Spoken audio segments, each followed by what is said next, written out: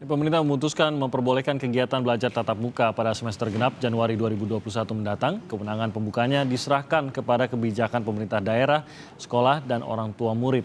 Nah, di sisi lain keselamatan anak menjadi taruhan karena pandemi COVID-19 di Indonesia belum menunjukkan tren penurunan. Kita akan bahas, sudah bergabung secara daring Ketua Komisi 10 DPR RI, Pak Syaiful Huda, ada Komisioner KPAI Bidang Pendidikan, Bu Retno Listiarti, dan Ketua Perhimpunan Ahli Epidemiologi Indonesia, Pak Haryadi Wibisono. Selamat pagi, Pak Haryadi, Pak Syaiful, Bu Retno. Selamat pagi. Terima kasih sudah bergabung bersama kami. Ibu Retno, Pak Syaiful. Pagi. Baik, dan saya juga mau mengundang pemirsa untuk nanti di segmen berikutnya ikut juga berinteraksi dengan kami, memberikan opini Anda terkait dengan keputusan pemerintah ini di nomor telepon 02153660500. Tapi akan kami terima teleponnya usai segmen pertama ini. Di segmen ini saya mau tahu dulu dari Pak Haryadi dulu. Terlalu cepatkah kita sudah merencanakan anak-anak untuk bersekolah karena mengingat kasus kita saja belum memelan, Pak. Sudah 1,5 juta orang terkena COVID di Indonesia ini, Pak Haryadi. Ya, betul sekali. Memang kalau melihat kondisi seperti saat ini yang memang masih jauh dari istilah terkendali, lalu kita tahu bahwa penularan itu masih terjadi, dan kita tahu bahwa kelompok berisiko itu di samping usia lansia juga anak-anak, maka pertimbangan untuk membiarkan atau memberikan kesempatan pada anak-anak untuk terpapar itu menjadi suatu kebijakan yang menurut saya harus dikaji secara cermat. Terkesan bahwa itu diserahkan kepada sekolah dan orang tua serta pada daerah. Pertanyaannya, apakah orang tua dan sekolah memahami risiko yang dihadapi, yang akan dihadapi anak-anak? Banyak faktor gitu, Pak, ya. Kalau diserahkan kepada orang tua, mungkin ada orang tua yang setuju, ada yang tidak, dan lain-lain gitu ya. Betul sekali. Nah, jadi ini yang sebaiknya bagaimana? Untuk penentuannya kalau begitu sebaiknya bagaimana tuh, Pak? Mengingat harus ada yang memahami betul sebenarnya pandemi ini sudah seberapa terkendalikah dan lain-lain. Tidak hanya diserahkan kepada orang tua yang setuju atau tidak anaknya bersekolah. Bukan soal terkendali atau tidaknya, tapi pemahaman bahwa dengan membiarkan anak masuk sekolah, maka dari rumah menuju ke sekolah dia sudah akan terpapar. Di ruangan di sekolah pun kita tidak tahu seberapa mampu sekolah itu menjaga protokol kesehatan dengan cermat. Ya kan? Kalau itu tidak terjadi, maka seakan-akan kita membiarkan anak-anak kita masuk dalam suatu risiko yang tinggi. Itu yang mengkhawatirkan buat saya. Oke. Saya ke Bu Retno. Tadi Pak Haryadi mengangkat satu hal yang menarik, yaitu bahwa ini seakan-akan menaruh tanggung jawabnya kepada pemerintah daerah, sekolah, dan orang tua, begitu. Apakah sudah tepat menurut Anda bahwa silakan ditentukan sendiri oleh ketiga pihak ini? Yang pertama adalah secara prinsip kami KPAI menyepakati bahwa memang kita harus mulai memikirkan pembelajaran tatap muka. Itu untuk mengatasi kebuntuan terkait dengan PJJ. Misalnya saja materi sulit dan sangat sulit. Materi sulit dan sangat sulit yang tak mungkin diberikan di PJJ, itu bisa diberikan pada pembelajaran tatap muka. Lalu pembelajaran tatap muka ini tidak boleh lagi memberikan tugas-tugas gitu. Tetapi di sana adalah dialog interaktif antara murid dengan guru. Nah lalu saya sepakat bahwa daerah, sekolah, dan juga orang tua itu banyak yang belum siap. Dan betul, saya mendukung itu bahwa terkait penyiapan. Jadi waktu kami rapat dengan kementerian terkait, itu hadir juga IDAI. Pada saat itu KPAI maupun IDAI, kalau memang mau dibuka di semua zona, karena tampaknya dari presentasinya menunjukkan itu, bahwa relaksasi SKB 4 Menteri tidak lagi lihat zona. Lalu pertanyaan kami adalah mau lihat apa? Nah ternyata konsep itu nampaknya belum juga pahami sebenarnya oleh kementerian terkait pada saat itu. Lalu kami bilang, ya harusnya menggunakan persiapan. Nah, tapi persiapannya digunakan oleh Kemdikbud melalui daftar periksa itu sangat minim, saya bilang. Hanya ada 11 pertanyaan, dan hanya pertanyaannya tersedia atau tidak bicara rasio, tidak bicara keadaan. Misalnya, toilet, ada berapa rasionya? Ini enggak, toilet tersedia, wastafel tersedia. Lah kalau wastafelnya 10, sementara muridnya 700 kayak di SMP Negeri 2 Kota Bekasi misalnya, itu saya kan melihat Iya, tidak memadai. Saya melihat langsung gitu, dan dari 48 sekolah, karena KPAI ini pengawasan dari Juni sampai dengan November ini, kami datang langsung ke sekolah-sekolah. Total yang sudah kami datangi 48, meliputi 21 kabupaten kota di 8 provinsi. Nah, dari hasil ini, Mas Timothy, sebenarnya banyak sekali yang harus dipersiapkan. Kalau KPAI, protokol kesehatannya saja ada 5, gitu. Jadi protokol atau SOP adaptasi kebiasaan baru di satuan pendidikan kami ada 15. Sementara sekolah-sekolah yang kami datangi itu rata-rata hanya 3. Hanya 3 SOP saja. Dan Nanti Bu Retno, ya. Kalau dari dirangkum lah sekolah-sekolah yang sempat didatangi, seberapa persen dari paling tidak dari sampel yang sudah Anda datangi ini yang Anda anggap sudah bisa mendekati memenuhi siap untuk menerima tatap muka lagi? Ya, sebenarnya kita pakai angka sama, pakai daftar periksa itu pakai angka untuk 80 sampai 100 itu kita anggap sangat siap. Itu hanya 2 sekolah. Lalu itu SMK Negeri 11 Kota Bandung dengan SMP Negeri 4 Kota Solo. Lalu kalau berbicara siap itu angkanya 60 sampai 80. Itu ada 5 sekolah di sini. Ada SMP Negeri 1 Madiun, SMP Negeri 1 Bangkelang, SDN Pekayon Jaya 06 Kota Bekasi, SMK Negeri 1 Manonjaya Tasikmalaya, dan SMK Negeri 63 Jakarta Selatan. Itu kategori siap. Nah, lalu 41 sekolah lainnya itu kategorinya belum siap dan tidak siap. Dan ini yang menurut kami menggambarkan kan berarti 85% dari sampel tidak siap gitu ya. Jadi artinya tidak bisa. Dan satu lagi Mas Timothy, dari 21 kabupaten kota yang betul-betul memperhatikan, mendampingi, mendanai sekolah-sekolah yang sedang disiapkan buka, itu hanya 3 kabupaten loh. 3 kabupaten kota. Jadi dari 21 hanya 3. Jadi menurut kami melepaskan kepada daerah, menyerahkan begitu saja itu nggak bisa, harus ada sinergi. Jadi politik anggaran, mumpung ada Pak Saiful juga, politik anggaran DPR ini harus diarahkan ke pendidikan kalau kita ingin melindungi dan menyelamatkan anak-anak kita. Oke, saya ke Pak Saiful kalau begitu. Ini yang dikhawatirkan Pak Saiful, bahwa begitu sudah ada lampu hijau boleh, maka sekolah ataupun pemerintah daerah mungkin tanpa mengukur betul siap tidak siap, langsung saja membuka pintu untuk tatap muka. Dan inilah mungkin yang paling mengancam anak-anak kita kalau masuk kembali ke sekolah, pengawasannya. Dan tadi Bu Retno juga mengangkat mengenai politik anggarannya agar bisa mengamankan hal ini. Seperti apa Pak Saiful yang bisa dilakukan?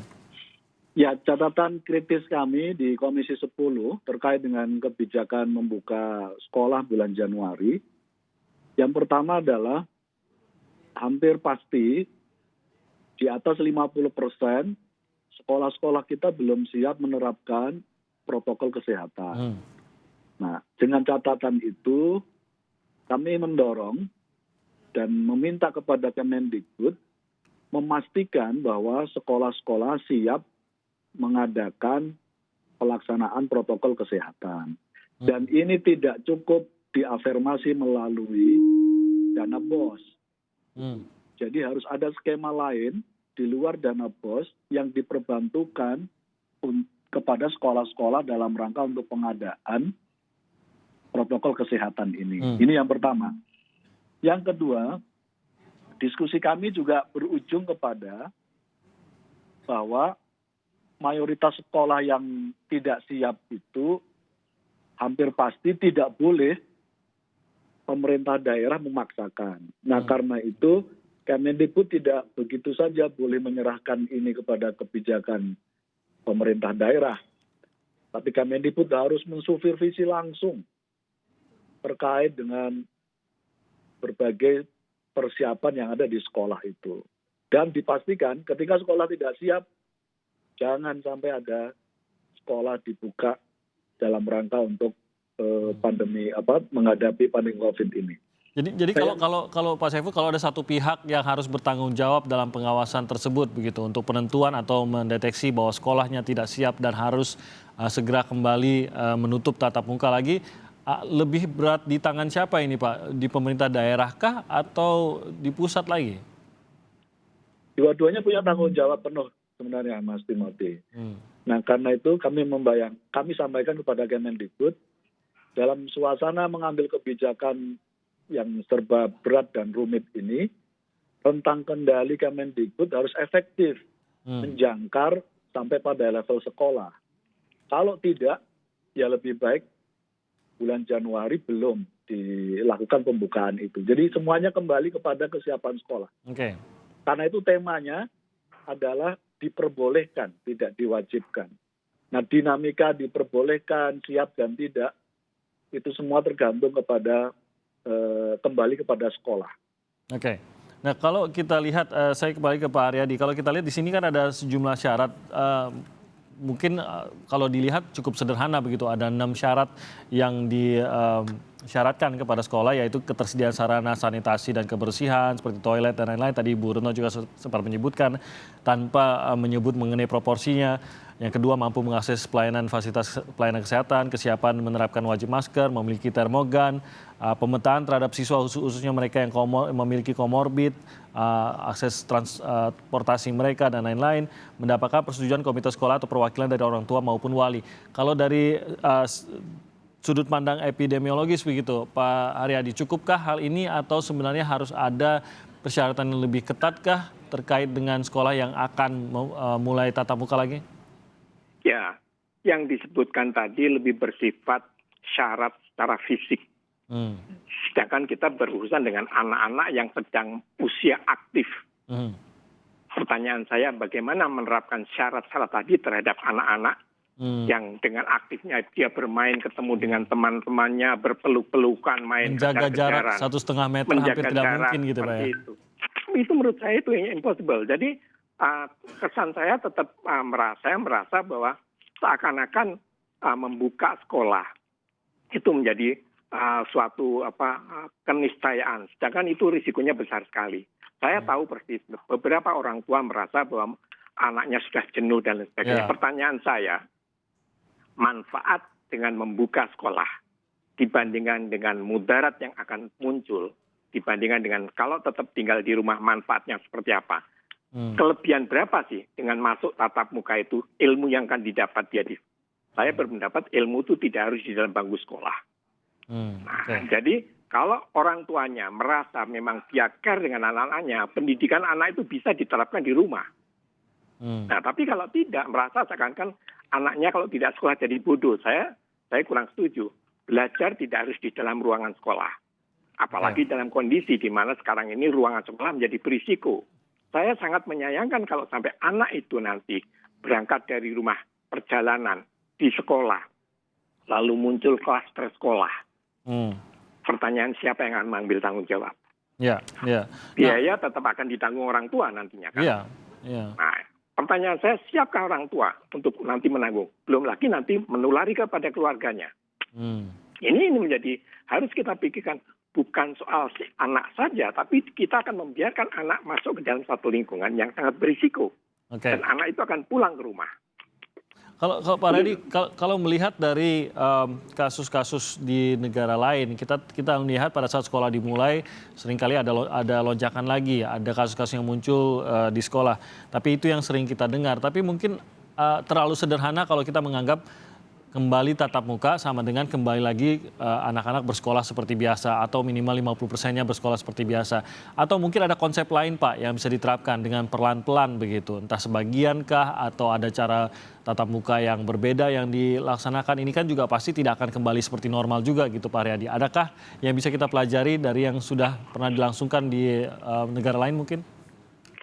Ya, saya melihat di beberapa negara itu ruangan kelas itu tidak seperti di sini. Jadi kelas itu adalah dalam rangka interaksi berdiskusi dengan guru. Dengan catatan anak tadi memang sudah mendapatkan bekal dari rumah, dari lingkungannya.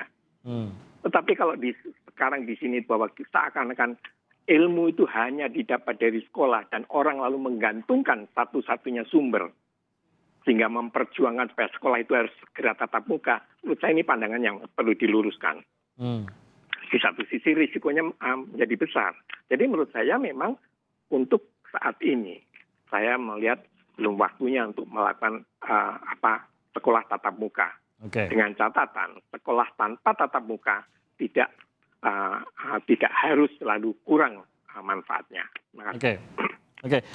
Bu Retno, kalau kita memang mau mendalami lagi mengenai sejauh apa kita bisa melakukan sekolah tatap muka ini, syarat yang 6 tadi yang saya sebutkan tentu saja ini tidak mencukupi. Apalagi yang harus diketahui oleh orang tua bahwa kalau memang kita mau menyatakan aman, maka harus ada aturan-aturan lain. Dan yang kedua adalah bagaimana kita bisa mengatur agar anak-anak seperti tadi kata Pak Haryadi, apalagi kalau masih kecil-kecil, tidak mungkin kita menghalangi mereka untuk selalu menjaga 1,5 meter dengan kawannya, begitu. Seperti mustahil begitu, Bu Retno. Iya, terkait dengan itu sebenarnya di uji coba kan kami datang ke sejumlah daerah itu ada yang langsung buka, ada yang uji coba. Yang langsung buka itu memang sangat sederhana. Jadi ketentuan dari Dinas Pendidikan setempat tuh cuma bicara pokoknya muridnya setengah lalu pakai masker. Nah, lalu dibiarkan aja. Jadi mau disiapkan atau tidak itu nggak dipikirkan. Itu terjadi misalnya di Kabupaten Seluma, Bengkulu, kemudian Kabupaten Tegal juga demikian gitu. Dan tidak ada anggaran daerah sebenarnya ke sekolah-sekolah. Jadi bos daerah itu tidak sama sekali ada. Dukungan daerah itu juga sangat minim. Nah, yang kedua adalah sebenarnya ini blended, jadi tidak tiap hari anak ke sekolah. Kalau dari hitungan yang SMK sudah melakukan uji coba, mereka hanya seminggu sekali ke sekolah, itu pun hanya praktik. Jadi ada penyisiran, memang KPI meminta, itu harusnya ada pemetaan dari guru-guru MGMP, Musyawarah Guru Mata Pelajaran, sisirlah materi yang memang tidak mungkin diberikan pada tatap muka. Yaitu misalnya waktu itu SMK kan harus praktik.